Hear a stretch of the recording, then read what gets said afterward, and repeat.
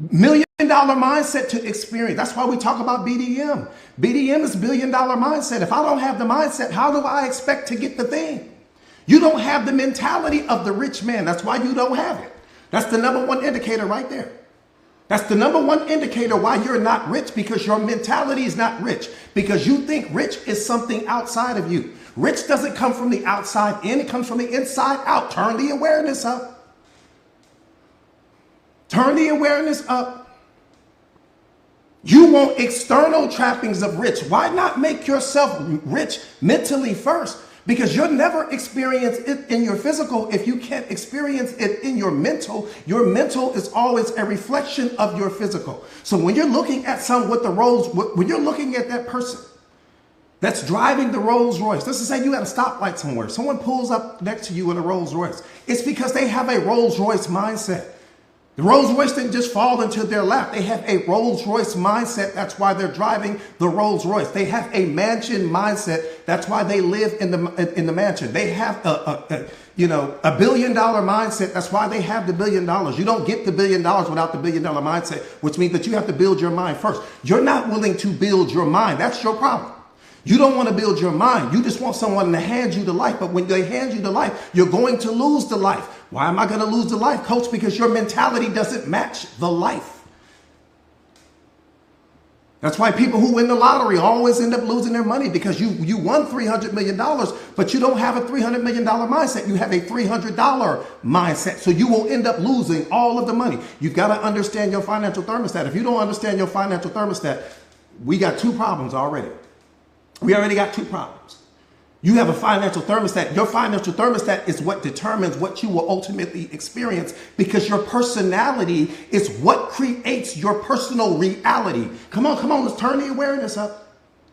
Turn the awareness up. I said your personality is what creates your personal reality. What's my personality? Your personality is comprised of three things. It's comprised of your behaviors, it's comprised of your thoughts, and it's comprised of your actions. The combination of those three things, it's what's building your life in this moment. I don't give a damn how many books you read. I don't care how many mentors you speak to. I don't care how many motivational seminars you go to, which means the only person that can change your personality, that's creating your personal reality, is you. And you're trying to change it from an external perspective. You're trying to change the image in the mirror. No, damn the image in the mirror. Change the mentality of what's being reflected back to you, and then everything in your external world changes.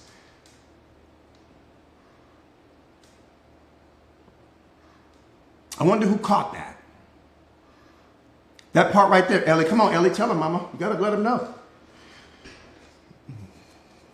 Come on, we're just putting gas in the space shuttle right now. That's it.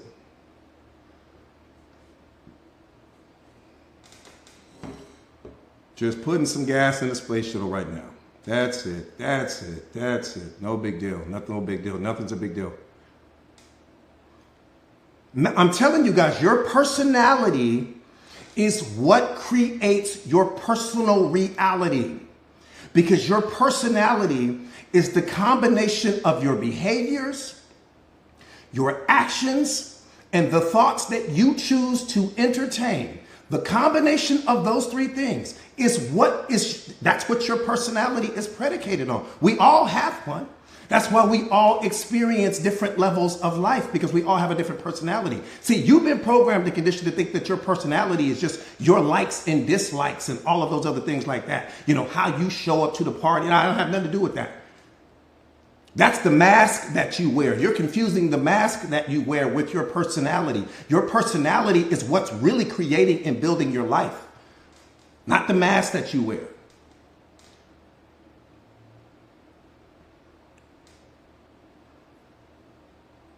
Not the mask that you wear, not the mask that you wear. All right, let's go. Let's get it. Let's get it. Let's get it. Let's get it. Let's get it. Baddest thing walking is you. And the day that you believe that, the day that you truly come to understand that, again, life is a single player game, man. Stop playing it at a multiplayer level. Life is a single player game. Stop playing it at a multiplayer level, because you will never win it that way. You can't win life at the game of life, when you're competing against someone else, how do you win that game? How do you win that game? Let me say this real quick. There are 6 things that you need to let go of immediately, because these 6 things are what's blocking you from becoming the greatest version of yourself. Number 1, your attachment to the past. But you got to let that go, because your past only exists in your mind. All of your power is in the present moment. You don't have any power in yesterday. You have no power focusing on tomorrow. All of your power lives in this moment, because my today is what's building my tomorrow. My yesterday is gone. So for every second that I waste focusing on what happened in all of my yesterdays, that's 1 minute of success that I can't experience in the present moment. That's 1 minute of building that I can't entertain in the present moment. The past is already gone. Do not allow your yesterday to rob you of your today. I don't give a damn about yesterday, because yesterday doesn't give a damn about me. You have to focus on today. Who are you becoming today? That's the number 1 question that you should ask yourself before your feet hit the floor, before you start reaching for the phone and checking to see what people are saying about you on social media. No, who are you becoming today? That's the most important question in the world. Not who were you yesterday. Who are you becoming today? Not who are you becoming tomorrow. Who are you becoming in your right now? And if you don't know the answer to that question, you got 2 problems. If you don't know what your life is headed right now, you've got 2 problems. If you still haven't figured out who you are, you've got 2 problems. That means that how can you hit a target and you ain't gonna have one? How you gonna hit the target that you don't have? How are you gonna reach the goal that you haven't set? Just tell me, help me do the math. Maybe you know something that I don't know. I've been doing this for 2 decades, but maybe you figured out a new formula. How do you hit a target and you don't even have one?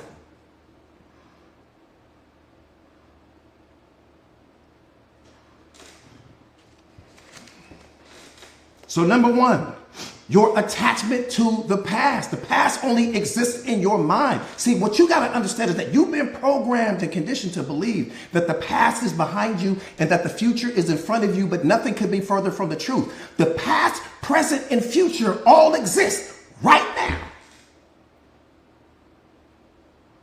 See, nobody's ever told you that. I said the past, present, and future all exist in this moment. The present is what you're experiencing right now. The past was a previous experience that you've had, and the future is an experience that you have yet to have. But watch this. You're always standing in the middle of them both. Meaning, your past was 5 seconds ago. Your future is 5 seconds from now. So what am I doing? Watch, I need you to catch this. I need you to catch this. So I'm in the present moment. Coach, I don't give a damn about yesterday. Again, yesterday doesn't give a damn about me. I don't care about yesterday. So what am I doing, Coach? I'm building in the present moment. But then let me show you what's happening. As you're building in the present moment, I'm adding to my past. And as I'm building in the present moment, I'm adding to my future. I'm always adding to both. That's why I said the future, the past, present, and future both exist right now. So whatever it is, whatever moves you're making right now, it's creating your past, but it's also creating your future. The $1 billion question is, what are you building? Or only you focus on what was? See, most people are only focused on what was, not on what is. The present moment represents what is. The past represents what was. We don't have time for what was. Because what was will stop. What will be? What was will block you from experiencing what will be. It will block you from experiencing what is to come because you're too busy focusing on the wrong thing. What's up, Kale? So good to see you, Mama. That part right there, how you got to let them know how you got to live in the now. We don't have time for yesterday. You have to live in the now. We don't even have time for tomorrow, because your today is your tomorrow. You're building your tomorrow with the moves and the actions and the decisions that you make with your today. That's what's building your tomorrow. When you show up tomorrow, you won't look any different than what you look right now if you haven't done anything different. You have to become more if you want more. You can have more because you can become more, but you got to be willing to become more. See, you don't have passion right now. You don't have a fire lit inside of you right now. And let me tell you why you don't have a fire lit. Because you're too busy focusing on who you used to be. You're too busy focusing on what you used to have. You're too busy focusing on what you've lost and who walked out of your life and what you used to have access to. You're focused on the wrong things. What matters is the gift that's in this moment called the present moment. What am I building with this moment? Give a damn about what happened in the previous moment. I don't care. You've got to have a short-term memory when it comes to you. People walk out of your life, oh well. People stop believing in you, oh well. People don't want to show up for you, oh well. Transmute all of that negative energy and use that as the catalyst to become the greatest and most powerful version of you. Oh goddamn well. Should be your attitude and your mentality. They don't want to love you, oh well. They don't want to show up for you, oh well. They didn't invite you to the party, oh well. They don't believe in you, oh well. Go get a t-shirt today made that says, oh well, across the top. And then let that be your mentality. Oh well. What are you going to do now is the question. And then on the back of that t-shirt, that's what I want you to put. What am I going to do now? Because that's the only thing that matters.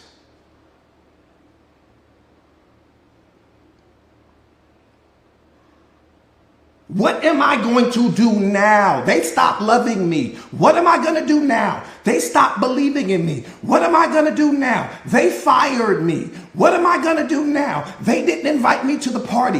What am I going to do now? That's the only thing that matters. Or are you going to allow the negative energy from that situation to cause you to spiral into unhappiness, to cause you to spiral into depression, to cause you to spiral into some version of yourself that you don't even recognize?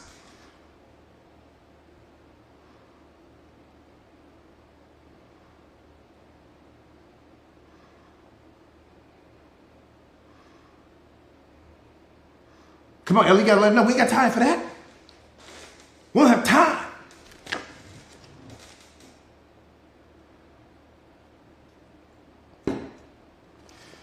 So number one is your attachment to the past. Again, this is the 6 things that you need to release today. These are the six things that you need to let go of today because they're stopping you and blocking you from becoming the greatest version of yourself. So number 1 was your attachment to the past. Number 2, this one I love. Oh, I love this one. My whole spirit lights up when I talk about this one. Trying to please everyone. Number 2, trying to please everyone. Hey, hold on. Let me talk to you. The people that you are trying to please don't know any more than you do. They got problems like you. They made mistakes like you. They failed like you. They've been in all of these unhealthy relationships and different things like you. They are no better than you. Why are you trying to please them? You are wasting your time, placing them on some pedestal, putting them ahead of you and all of these things. And they don't even have life figured out yet. You don't have it figured out yet. Until you get to the top of your mountain, don't help another person. Because you're hurting people when you give them a version of yourself that's not the strongest version of you. That's not the most powerful version of you. That's not the most enlightened version of you. What are you handing the person in that moment? If you're cutting your own grass, how do you have time to walk across the street and help your neighbor cut his grass and you haven't cut your own? Focus on you. That's what God wants you to do. Focus on yourself. Everyone is running their own race in life. It's no different than if you were in the Olympics. If you were in the Olympics, right? And there's 6 lanes. This is the 100-yard dash. There's 6 lanes. Ain't no way in hell you're going to be running your race, getting ready to win your race, and then you're going to jump over here in lane number 2 and start helping the other runners so they can beat you. Why would you do that? You would never do that in the Olympics. Stop doing it in life. You need to focus on who you are becoming. That's mission priority number 1. Get to the top of your mountain and then build a rope and pull that rope down the other side of that mountain so everyone else can help themselves climb up. So that you can be the example in that moment for them. Be the example. You're not even the example for your own life. How are you trying to be the example for someone else?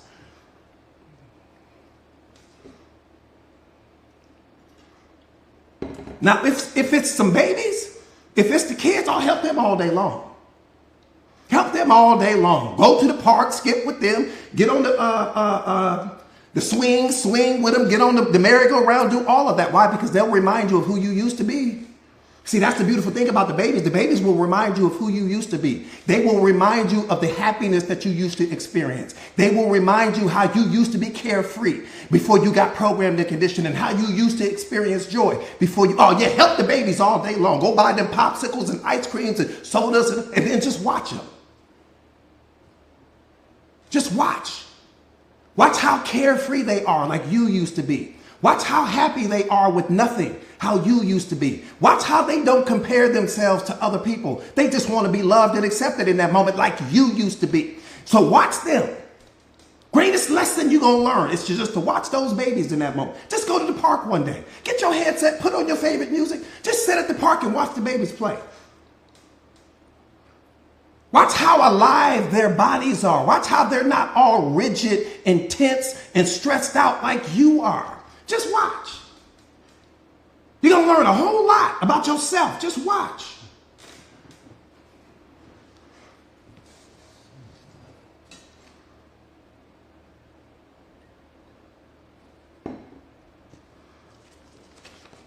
I'm telling you, help the babies. Just watch them, because they're going to teach you things and you can teach them things. But all of these adults that are walking around with all of this heavy programming and conditioning, they're carrying the weight of this programming and conditioning. They're walking around pretending to have it all together, pretending to have life figured out, pretending that they are not stressed out in that moment and they're not depressed in that moment. They're not living. All of that pretending is being projected onto you. And then you buy that. Ah, yeah, come on, you got to catch it. See, you buy that. You buy the trailer to the movie. That's what you bought. Every person that you add to your life, you only bought the trailer. Because had you seen the movie, you never bought that movie. You bought the trailer. Oh, the trailer always looks exciting. The trailer is always their highlight reel. It never shows you the darkness. It never shows you the unhealed versions of them. It never shows you the programming and conditioning. It never shows you the pain that they're living out of, that they're getting ready to project all of that onto you. Oh, you don't see that part. Stop adding people to your life until you become the person that you want to be. Because if you start adding people to your life as the version of yourself that you are right now, every person that you add will be an energetic match to who you are in this moment. And if you don't love yourself unconditionally, they won't either. If you don't respect yourself at a 5-star level, they won't. If you don't show up for you, they won't show up for you. Every single person that you meet in life is an energetic match to the real you, not the you that you pretend to be when you walk outside, the you that you are when no one else is around.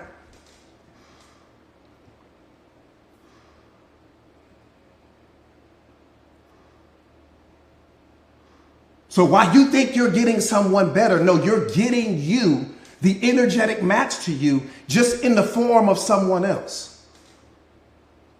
That's why the relationships keep falling apart. You didn't know that? You didn't know that? That's why the relationships continue to fail. Because your relationship with yourself is failing. When your relationship with yourself is successful, every relationship that you have with someone else will be successful. Why? Because you're going to realize, I don't need anything from this person. I've been programmed and conditioned to think that I need something from this person, that I could get love from them. I could get happiness from them. I could get joy from them. I could get peace from them. No, peace comes from you. Peace doesn't come to you. It comes from you. And peace comes the moment that you understand, I don't own anything. I don't own my experiences. I don't own my thoughts. I don't own my behaviors. I don't own anything.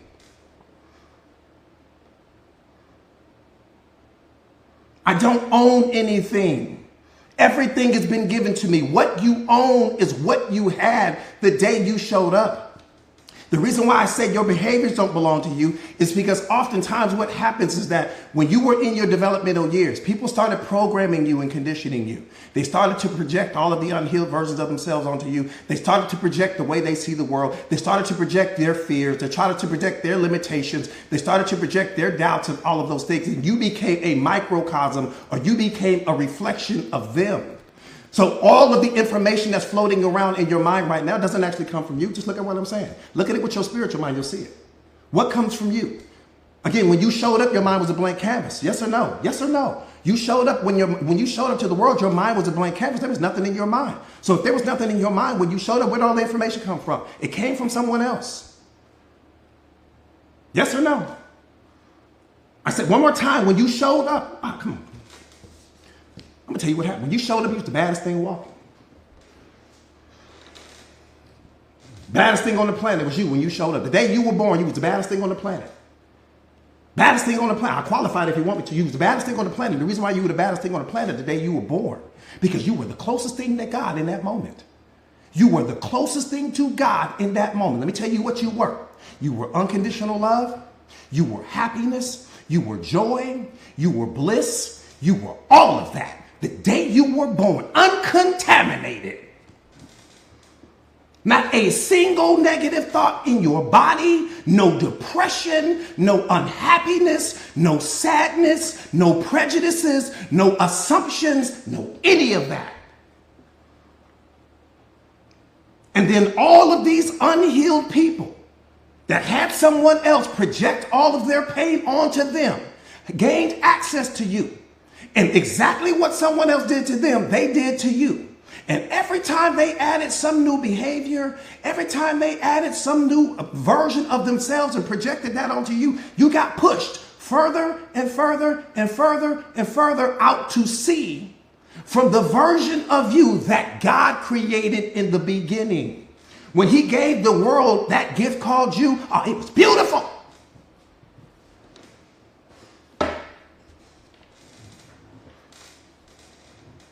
There was no comparison going on. You didn't need validation. You weren't looking for people to believe in you. You weren't looking for people to love you. You weren't looking for anything. Now you're looking for everything.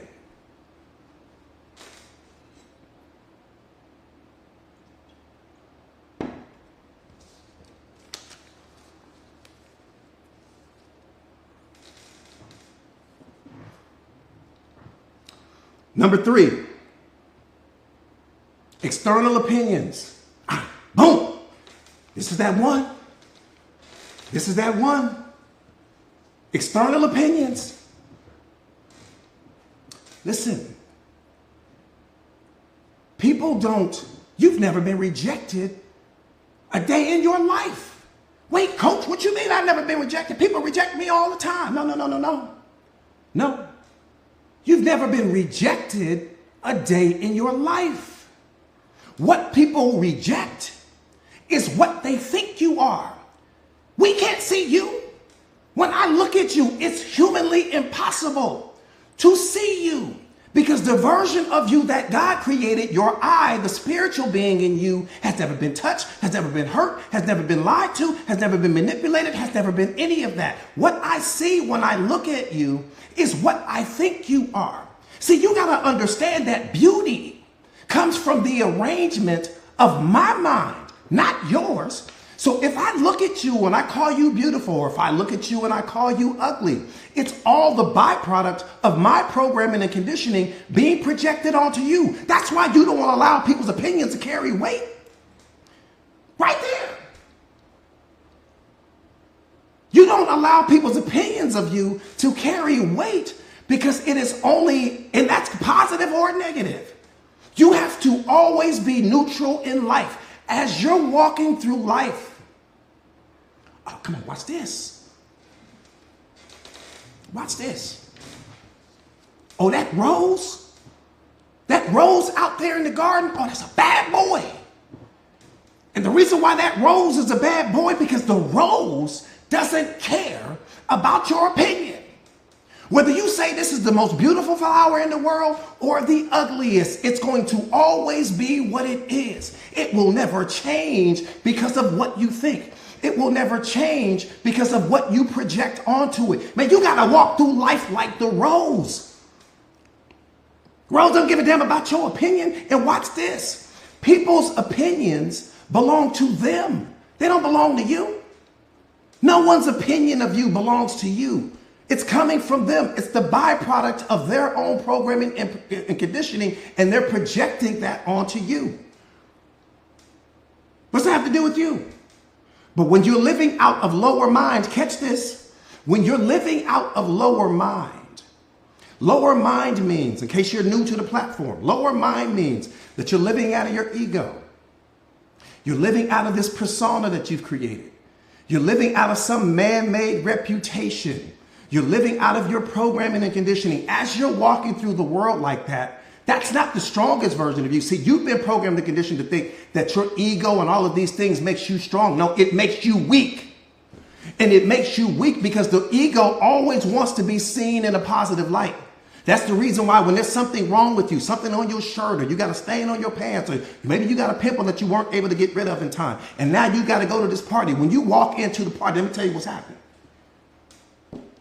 The minute you walk into the party, because your ego is holding the steering wheel to who you are, the moment that you walk in that party and you see people whispering and they're looking at you, what you think they're looking at is the thing that's wrong with you. They're not even paying attention to the thing that's wrong with you. That's how sensitive your ego is. It always thinks that someone is talking about you when they're not.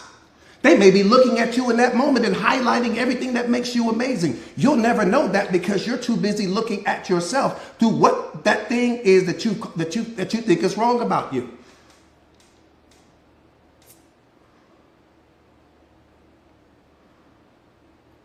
We never see the world as it is. We only see the world as we are. So everything you're looking at through the filter or through the glasses of your programming and conditioning. So you're not actually seeing what is. You're only seeing what your programming and your conditioning will allow you to see. You're only seeing what your ego would allow you to see. That's why self-awareness is so important.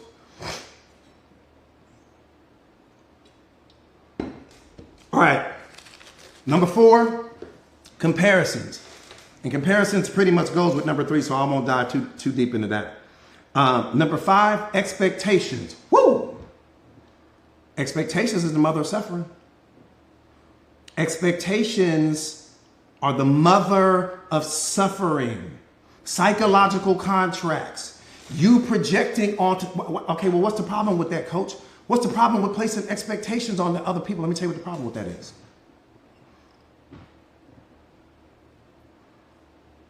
Human beings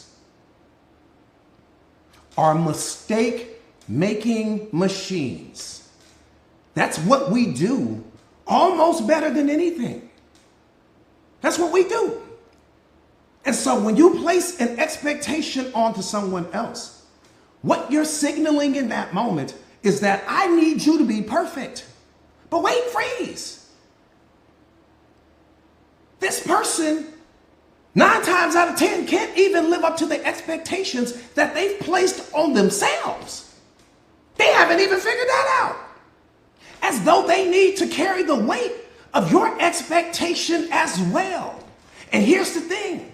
Your expectation is tied to your happiness. So anytime that you place an expectation onto someone else, you anchor your happiness to that expectation, meaning that when this person doesn't fulfill the expectation, when they don't live up to your expectation that you placed on them, you punish yourself in that moment. You become angry, you become frustrated, you become disappointed. Well, what's wrong with that, coach? You lower your vibrational frequency.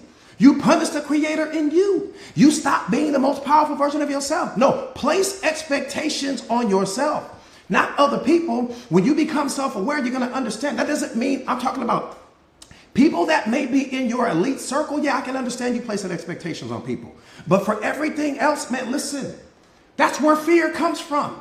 Fear comes from you placing an expectation on something. There's something that you expect to happen in the future. That's the only way that people can hurt you in life. People can't hurt you any other way. The reason why people are able to hurt you in life right now in this moment is because you're expecting something from them. You're either expecting them to love you, you're expecting them to believe in you, you're expecting them to validate you, you're expecting them to support you, and when they don't, you punish yourself. You don't punish them, you punish you by releasing all of these negative feelings in your body based on the meaning that you give to them not living up to your expectation.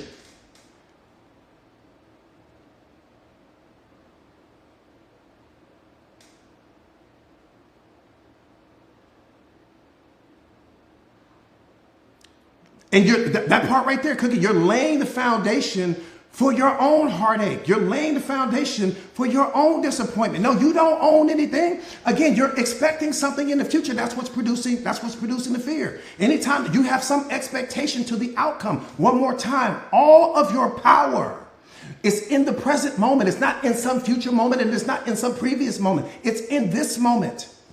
You're worried about a future moment. That's what's producing the fear.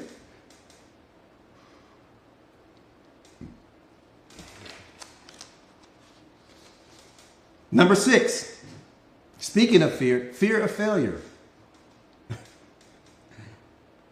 Fear of failure.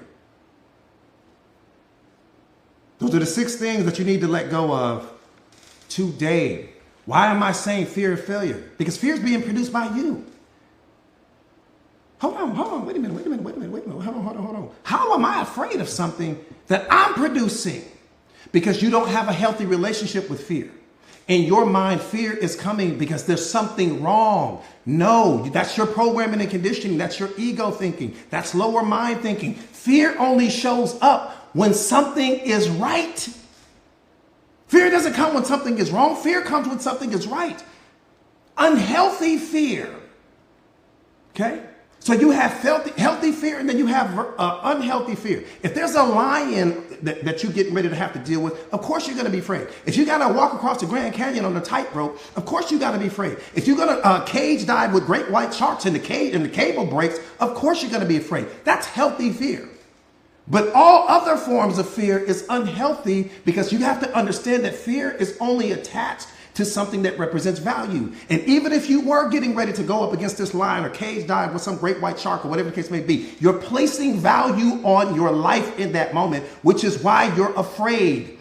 Again, fear only comes when things represent value in your life, period. Baddest thing walking is you. You just don't realize that yet. That's why you need to spend more time with me. Because I'm going to remind you. Every single day. I'm always be tapping you on the shoulder every day to remind you how badass you are.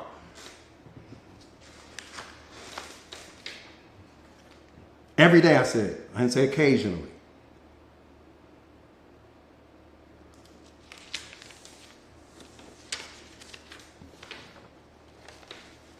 All right, we getting ready to take the space shuttle up. That was just the appetizer. We just get started. Ooh, we about to take that space shuttle. We about to take that. Come on, they don't realize how badass they are. They don't realize it yet. We're gonna teach them though. Are you gonna learn today?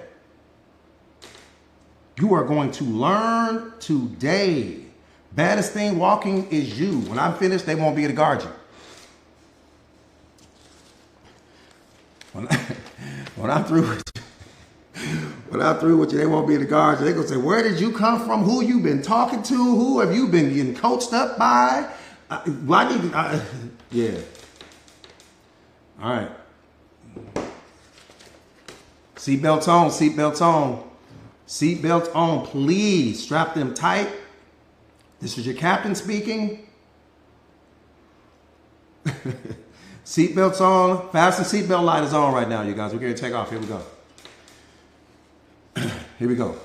Let's get serious. Let's turn up. Let's train up. Let's tray table. Get that part. Put the tray tables up. Seatbelts on. Cell phones off. Right? We're going to turn up. Here we go. Here we go. Here we go.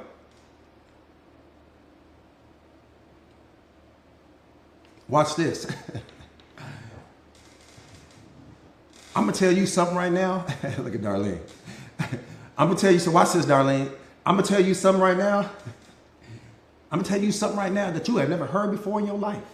This is going to be the first time ever you heard this. First time ever. See, there's a first. See, that's the beautiful thing about life. We always get firsts, right? First, first time you were able to drive a car, and the first time you went on that first date, and the first time you may have had children, and the first time every life we always get certain firsts. This is going to be a first for you.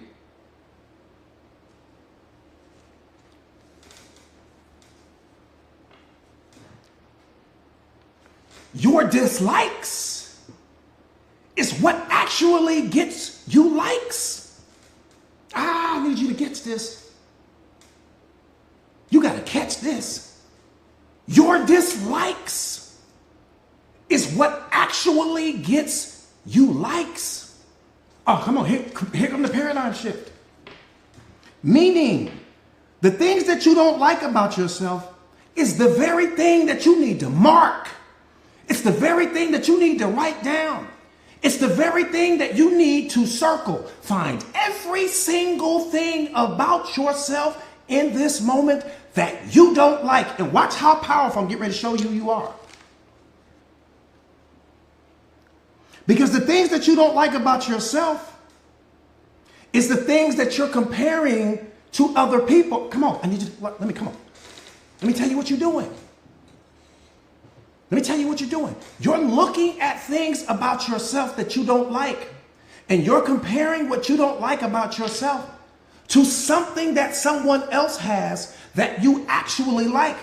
You can't compare what you don't like to something that you love about someone else and expect to get a positive outcome. How do you do that?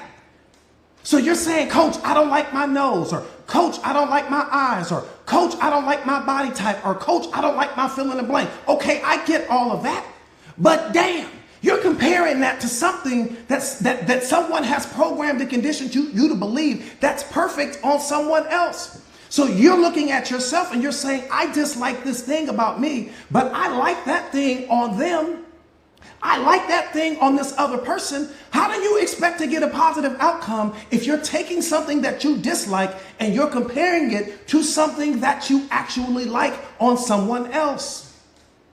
That's what's producing all of this dissatisfaction. That's what's blocking happiness's presence in your life. That's what's blocking love's presence in your life. You're looking in the mirror at what you dislike, and you're comparing what you dislike about you to something that you like about someone else. How do you expect happiness to be where you are when you're looking at yourself? And we all do it. We all do it. So it's not just you. So no need to feel guilt or shame in this moment. I'm showing you the programming and conditioning that you have received from society. Are we getting ready to pull? Come on, we're going to pull the covers back. Truth is knocking at the door. We're going to let truth in or not? Truth is knocking at the door. Are we going to allow truth in the door or not?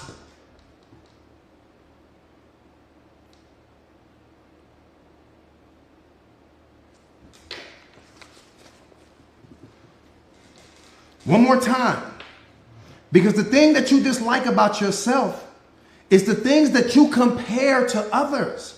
And that's what's causing you to dislike the things about yourself. You dislike the things about yourself because you're comparing, because you've been programmed and conditioned. See, somebody programmed you with respect to what beauty is. Someone programmed you to see what smart is, what intelligent is, what funny is, what all of those things. Those things don't come from you. Those things are coming from what society told you is acceptable or beautiful or this or that. And what you're signaling to God, I need you to catch all of this.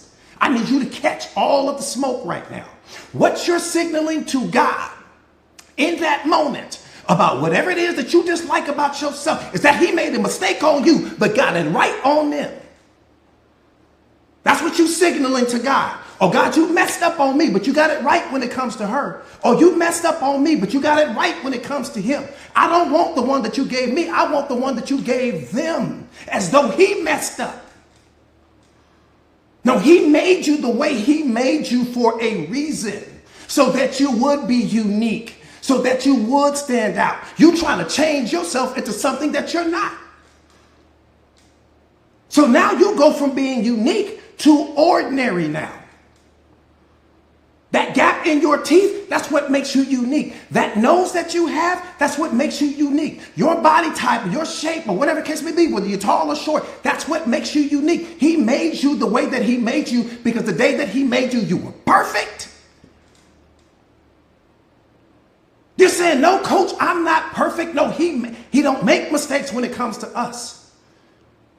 You're going off of someone else's definition of perfection, not his.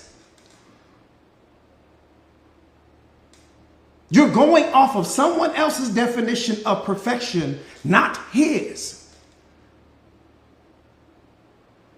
So you're saying something is wrong with my nose, something is wrong with my teeth, something is wrong with my hair, something is wrong with my body, something is wrong with my fill in the blank. No, the way that he made you is exactly how he wanted to make you.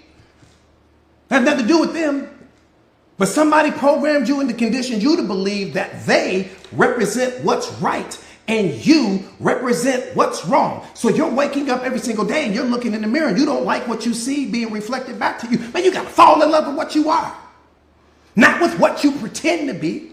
Not with what society told you was perfect. You're the only unique thing on the planet. There's only one you. You can't be transforming yourself into somebody else so that you look like somebody else now. And stop looking like the beautiful, unique thing that you are. Fall in love with what you are right now in this moment. Or happiness will never be what you are. Unconditional love would never be what you are. Why? Because you're rejecting yourself. Whatever you're trying to change about yourself, you're actually rejecting. That's why you want to change it. Because if you accepted it, you wouldn't be trying to change it.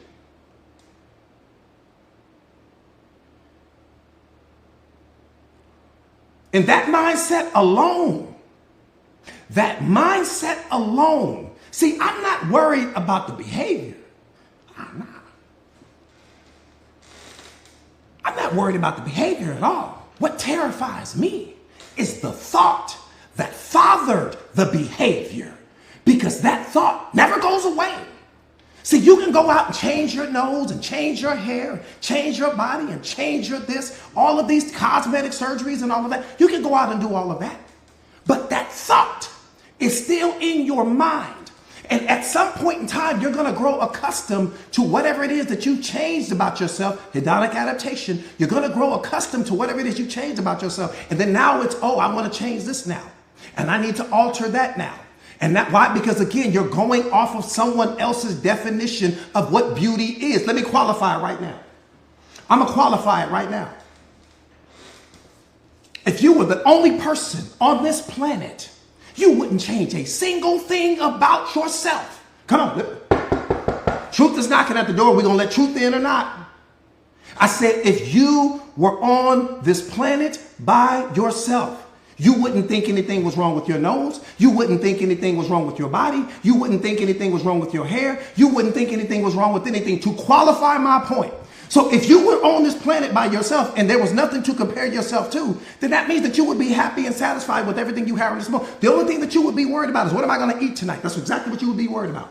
So that means that all of the comparisons, all of the dislike is not coming from you. It's coming from something outside of you. It's coming from the way that you've been programmed and conditioned to look at yourself. But you got to break that.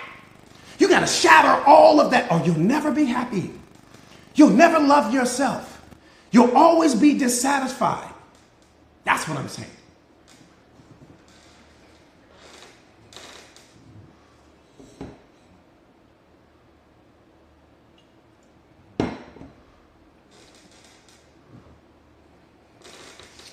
That's what I'm saying. That's what I'm saying. I'm telling you, just think about it. If you were the only human being on this planet right now in this moment, you wouldn't think anything was wrong with your nose. You wouldn't think anything was wrong with your teeth. You wouldn't think anything was wrong with your hair or your body or your weight or whatever it is. You wouldn't think anything was wrong with you. So where's it all coming from? It's coming from someone else. That's what I'm just trying to show you the program. I'm just showing you the program right now. So there's actually nothing wrong with you. What's wrong with you is thinking that something is wrong with you. That's what's wrong with you. Thinking that you're not complete in this moment is blocking happiness's presence. Thinking that you're not complete in this moment is blocking love's presence. Thinking that you need something else to complete you other than, man, you're already enough. Baddest thing walking is you. God gave us one original copy called YOU. You trying to transform yourself into a carbon copy of someone else.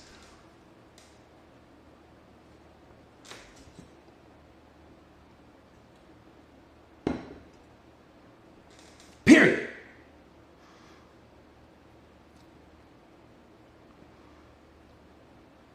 And I'm not saying don't make changes to yourself. I'm saying do it from a place of love. Not doing it because you think something is wrong with you. You can enhance whatever it is you want to enhance about yourself. But again, I'm not worried about the behavior. I'm not worried about the action. I'm worried about the thought that fathered the action. Because if I'm doing it from a place of love, that's different. If I'm doing it because I think something is wrong with me, I'm in trouble. Because I'm running a program that I'm not enough. I'm running a program that something is better than me. How can something be better than you when there's nothing to compare you to? You can't compare you to another person. You can't compare you to anything on this planet. Man, we get one you. What you mean?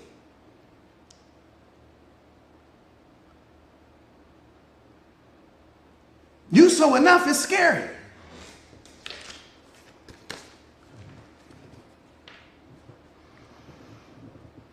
Again, the dislike is coming from the comparison.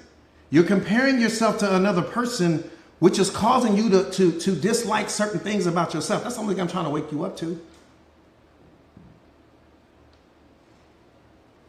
And someone has programmed into your mind what beauty is, what smart is, what attractive is, and all of these other things. And as a result of that, you have convinced yourself that you don't fit their definition of what's acceptable, so you reject certain parts of yourself. In your mind, you're saying, I'm not pretty like her. I'm not handsome like him. I don't have a body like this. I don't have a body like that. So you reject you.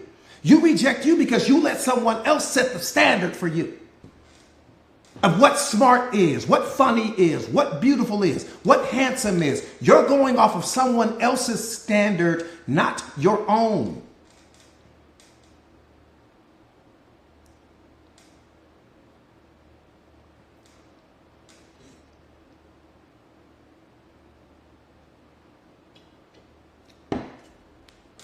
Does that make sense?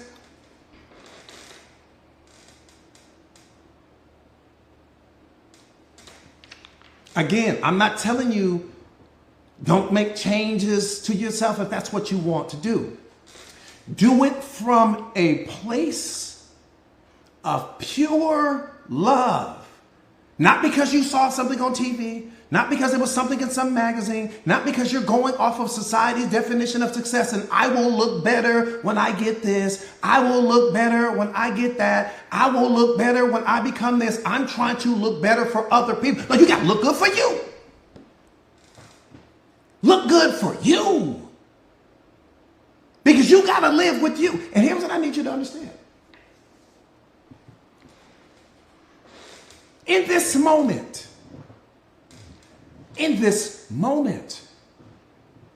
you are someone else's definition of perfection. In this moment, there are people in this world right now that love you, and would drink your bathwater, would do anything to be with you exactly as you are right now. But let me tell you what we do. We'll change because see, watch this right here. Come on. You got to catch it. You got to catch this. See, you're desensitized. You're desensitized to your own beauty.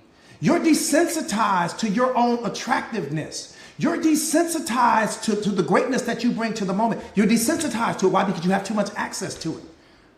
So when you look in the mirror, you're paying attention to everything that's wrong. But if I see you from the first time, I'm paying attention to everything that you are. I'm marveling at you when I look at you I've never seen anything like you.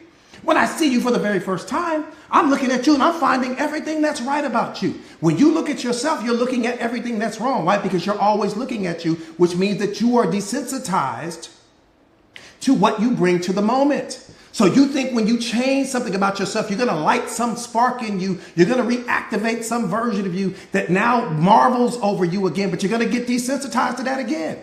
So when you change that nose or change your this or change your that, you're going to grow accustomed to that again. And now it's, I want to change something else and I want to change. You're always kicking the can down the street on who you are. No, be happy with who you are right now. Because if you don't love where you are, right, who you are right now, you'll never love who you are later on.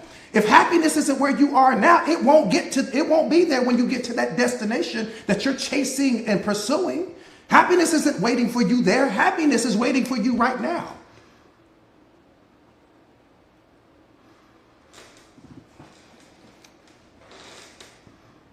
We gonna live in the truth or we gonna not live? I just want to know what's first. What we doing? What we doing? What we doing? What we doing?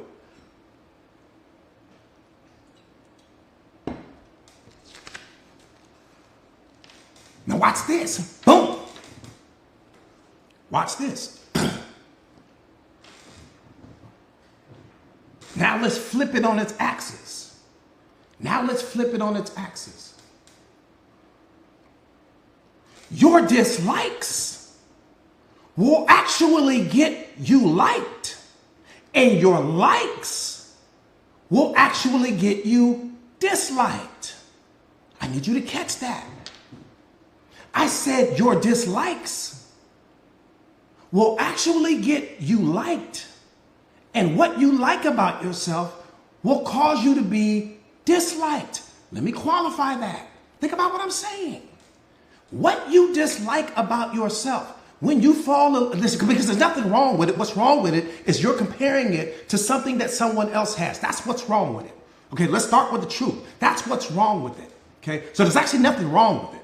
What's wrong with it is the meaning that you're attaching to it. That's what's wrong with it, but that's a different conversation for a different day. So your dislikes will get you likes. How am I just, because when you fall in love, okay, look at Steve Harvey. Steve Harvey has the mustache, right? Now most men would walk around and say, okay, well, I don't want a mustache like that. I don't want a mustache that size, but it became his signature, right? So he fell in love with that thing, and now that thing becomes his signature. Look at Michael Strahan. Michael Strahan's on Good Morning America. Everyone was telling him, oh man, get your teeth fixed, man. Fill in the gap, fill in that gap that you have. And all. It became his signature. It became what made him unique. He fell in love with the things that most people would dislike. Now his dislike not only makes him unique, it gets him likes. But the things that you like about yourself actually make people hate on you. Why? Because they're comparing something that they don't like about themselves to the thing that you do like about yourself, the same way that you're doing it with other people. I need you to catch that. Thank you for the gift. Thank you so much for the gift. Does that make sense? Vanna, you caught that? Did you guys catch that? Thank you, Julia. Thank you, Mama. Moni, I know you caught it. Moni, I'm telling y'all, she the batter and the pitcher. She gonna hit and catch. So one more time. So again, what you dislike about yourself is actually what makes you unique and beautiful. What you like about yourself will actually get you hated on. Why? Because that's going to be the thing that you promote to society. You're always promoting to society the thing that you like about yourself. And then you're always suppressing and rejecting the thing that you dislike. No, go home tonight, if you're not already there, and write down everything that you dislike about yourself. All of it. Be honest with you. Write down what you dislike about yourself, because what you dislike about yourself is the thing that's going to make everyone else fall in love with you, because it's what makes you unique. Then you become whole in that moment. All of the things that makes you, that's what makes you do. What you dislike is the thing that you should be celebrating. What you like is the thing that you shouldn't be giving energy and attention to, because you already like that thing. No, focus on the thing that you don't like about yourself, and then place that thing on a pedestal. And when you do that, in that moment, you become complete.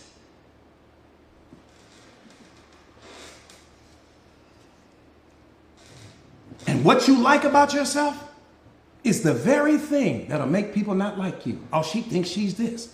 Oh, he thinks he's that. Oh, she thinks she got it going on. Oh, he think he that all of what you like is what's keeping people from what's blocking people. But when you start falling in love with the parts of yourself that you dislike, your little quirks and features and all of these different things that you got going on, when you fall in love with that and you focus on that, don't focus on what you like, focus on what you dislike. Pour your love and energy into the parts of yourself that you dislike and watch how your life transforms. And then get on your knees when you finish doing that and thank God for making you exactly how he made you, because he only made one original copy. Man, you got to take care of the original copy. You trying to change the original copy. No, it was perfect when he gave it to you.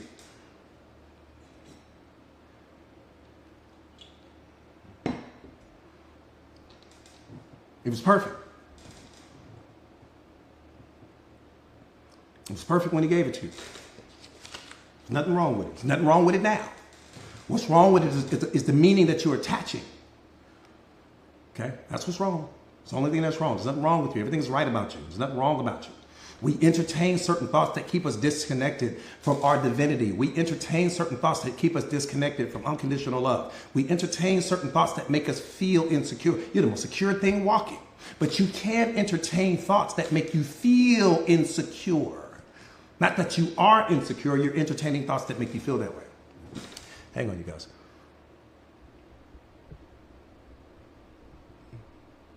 Does that make sense?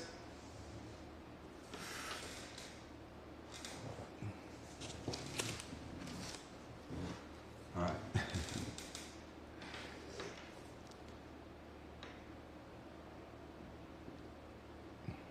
Let me say this.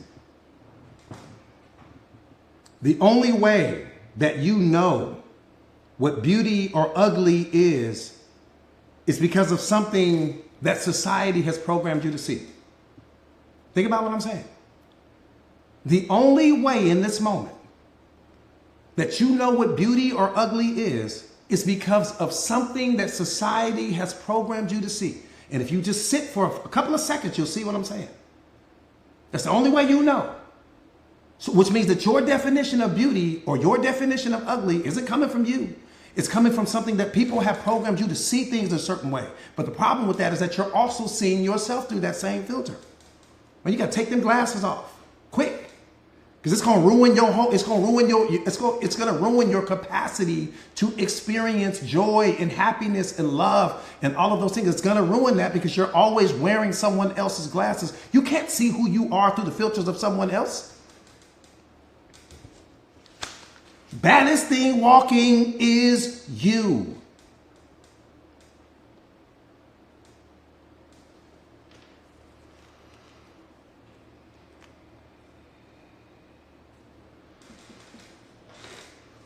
Baddest thing walking.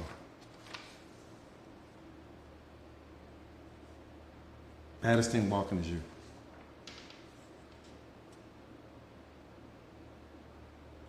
Let me say this.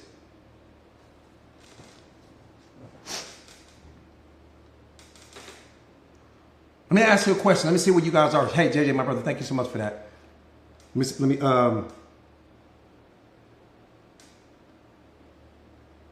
turn the awareness up. Let's turn the awareness up.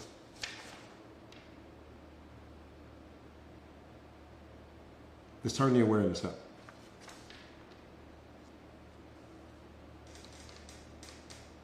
Let's have a truth moment here. Type me in the comments. So Presley, I appreciate that. I appreciate it. Thank you, my brother. Type me in the comments if you have ever been concerned, and it's okay. It's a judgment-free zone. Type me in the comments if you have ever been concerned with what someone else thought about you or someone else's opinion. It's okay. We're just having a truth moment here. Nobody's wrong. Everything is fine. Everything is good, right? Okay, Gabby, I see you. Okay, I appreciate the honesty. Appreciate the honesty. Appreciate it. I appreciate it. Thank you.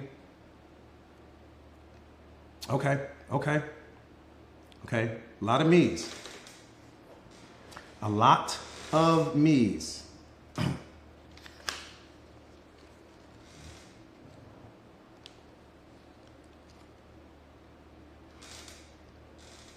What if I were to tell you that you're all wrong? What if I were to tell you, see, I'm getting ready to reveal something to you. What if I were to tell you that you are all wrong, not just kind of wrong, dead wrong? What if, not what if, this is almost disrespectful to what I'm getting ready to say, not what if, not what if. Let me say it this way. She said, I'm never wrong, I'm a woman. That's cute. That's super cute. Come on, TikTok. I need you driving the car now. Since you jumped out there, I need you in the space shuttle. Come on, Vanity, watch this. You have never in your life, I'm talking about the history of your entire life, you have never been worried or concerned with what someone else thinks about you, ever in the history of your life. That's a program you're running and you don't even realize it. Let me tell you what you're worried about. What you're worried about is what you think about you, and you're worried about what you think about you to such a degree that you're projecting what you think about you onto other people. You're worried that they will discover what it is that you think about yourself. So when you're looking in the mirror and you're getting dressed and you're looking at, one more time, you're desensitized to who, come on, let's come. Truth is knocking at the door. What you're worried about is what you think about you, and you're worried whether they will discover what it is that you think about yourself. So let's say it one more time, there's something wrong. You got a birthmark on your face, and maybe you got a gap between your teeth, or maybe there's something going on. Maybe you picked up a little bit of weight, or whatever the case may be. You see the problem. They don't see the problem because they don't have your programming and conditioning. So they don't know what you're struggling with. They don't know what your fears and insecurities are. So you go walking in the party. And when you go walking in the party, whatever that thing is that's wrong with you in that moment, you're looking and you're scanning the room and you're projecting that onto everyone else. So when that person is whispering and pointing in your direction, you think they're talking about you. You think they've identified that thing that's wrong with you. But when they're looking at you, they don't see what's wrong with you. That's what I need you to understand. That's all a program that you're running in your mind. You're projecting what you think about you onto other people, and you think they see what you see when they look at you, and they don't. But you're operating from a certain vibrational frequency, which is you're emitting a signal of insecurity. It's not that you're insecure in that moment, but you are entertaining a thought that makes you feel insecure. That's producing the feeling of insecurity in you. You don't have the power. You don't even have the power to be insecure because you are the divine. What you can do is entertain a thought that produces the feeling of insecurity. But that's a different conversation for a different day. So what's happening is this. You look in the mirror. There's something wrong with you. Only you see it. Right? You look in the mirror, you see that thing. You get dressed and you try to cover it up to the best of your ability. And then you go to this event, you go to work, you go to wherever it is you go to. And what you're doing is because, see, boom, here we go. You got to understand your reticular activating system. Your reticular activating system is the part of your brain that is responsible. It's the filter that you see the world through. So what will happen is that if you got a pimple on your face, or you chipped your tooth, or something happened, right? Something that you're embarrassed about, that you're trying to cover up. You've programmed your reticular activating system in that moment. And so as you're walking through the world, you assume that everyone that's looking at you is seeing what you see when they look at you. So you're projecting that onto them, but they don't see it. Only you do. To go back to my original point, you have never been worried about what someone else thinks about you. What you're really worried about is what you think about you, and will that person discover that thing that you think is this terrible thing about you in that moment? It's all about the discovery. It's all about you. It's a program that you're running in your own mind during that time. I need you to understand this. I need you to understand that. And watch this. I'm going to give it to you a different way.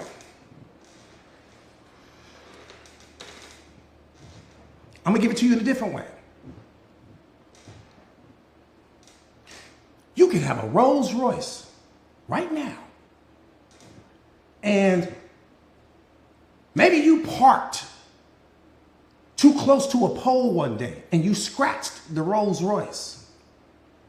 And you're getting ready to go show your new Rolls Royce to a friend. They've never seen this car before. You pull up with the car. Now, in your mind, you know about that scratch on the door. The person doesn't know about the scratch on the door. They have no idea. So when they come walking up to the Rolls Royce, all they see is the beauty of the car. They're not looking at the scratch. You're looking at the car, but only thing that you can focus on in that moment is the scratch. And the scratch on that car is coloring the entire experience of the car for you. Every time you look at the car, all you see is the scratch. Everyone else sees the car. You see the scratch. And yeah, your friend might walk around and notice the scratch, but the beauty of the car in that moment is so powerful that it overrides that tiny little scratch on the door that only you are worrying about. That's how we walk through life. You've got a scratch on you. Man, you're a Rolls Royce. When people see you, that's what they see. They see the Rolls Royce. They don't see the scratch. They don't see the birthmark. They don't see the gap in your teeth. They don't see that thing that you obsessing about that you got going on in them. They don't see that because it's their first time seeing you. That's what I'm trying to get you to understand. Does that make sense?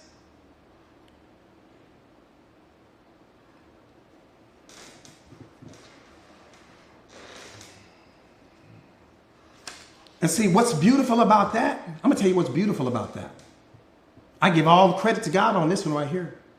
What's beautiful about that is the you, the me, and the I. Oh, it's a beautiful thing. You got to understand the you, the me, and the I. See, when you look in the mirror, you see your me. You see a version of yourself that I'm cut off to. I can't see what you see when you look at yourself. No matter how many books I read, no matter how much awareness I gain access to, no matter how many different levels of consciousness I may enter, I will never, ever, ever in the history of my life be able to see what you see when you look at yourself in the mirror. It's a beautiful thing. Now watch this. So that's the me part of it. Again, it's the you, the me, and the I. When I look at you, I see you. I see a version of you that you can't see. You don't see what I see when I look at you. You're totally blind to that. The same way that I can't see what you see when you look at yourself in the mirror. Meaning, all of these people that are walking around in the world, all 8 billion people see a version of you that you are completely blind to. I don't care how many books you read. I don't care who you follow on social media. You will never see yourself the way that the rest of the world sees you. That's what's beautiful about it. So when whatever's wrong, whatever you think is wrong with you, it's only being seen by you. I'm blind to that. Now you can bring it to my attention, but I don't see that when I look at you, right? Now here's the I. One more time. The you, the me, and the I. Here's the I. The I is the witness to all of it. The I is the divine in you. It's not connected to your me. It's not connected to the you. It's not connected to your ego or to your persona. It witnesses everything. It's not attached to the wounds that you carry in your mind from all of these previous experiences that you've had from someone that may have hurt you, someone that may have walked out of your life, all of the failed relationships. It's not connected to any of that. It witnesses everything. It's the wizard behind the curtain. Okay, I need you to understand that it's never been hurt, it's never been lied to, it's never been manipulated, it's never been taken advantage of, it's never been abused or disrespected in any way, shape, or form. It's perfect. Okay, but it's all about the identity that you claim from this moment moving forward. You are either going to live your life out of your me.